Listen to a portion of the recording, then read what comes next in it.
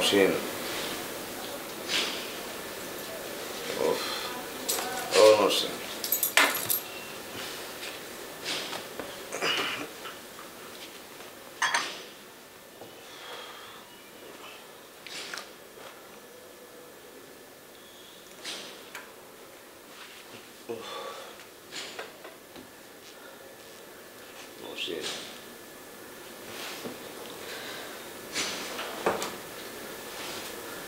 Sorry বাবা, so sorry.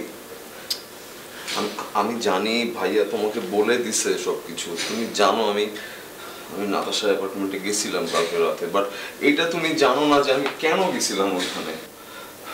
ছাড়ো please, তোমাকে শুনতে হবে, নওশীন তোমাকে জানতে হবে। আমি ওখানে গেছিলাম শুধুমাত্র ভাইয়াকে রাগাবার জন্য, but I didn't touch her at all, honestly speaking. Touch করলেও কোনো সমস্যা ছিল না। মানে তোমার ব্যাপারে আমার ন্যূনতম কোনো আগ্রহ আর নাই। সো তুমি যার কাছে ইচ্ছা তুমি যেতে পারো, যার সাথে ইচ্ছা রাত কাটাতে পারো। That really doesn't make any difference. এসব তুমি কি বলতেছো? বললাম তোমার ব্যাপারে আমার ন্যূনতম কোনো আগ্রহ আর নেই। আমি অনেক চেষ্টা করছি তোমার সাথে অ্যাডজাস্ট করে চলার, বাট পারি নাই। আর এক সময় এসে রিয়েলাইজ করলাম যে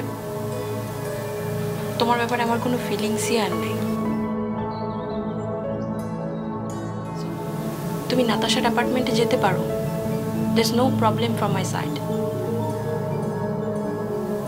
আর মুখ যখন খুলছি আমি আরও একটা কথা বলব, এই বাড়িতে থাকার কোনো ইচ্ছা আমার আর নেই।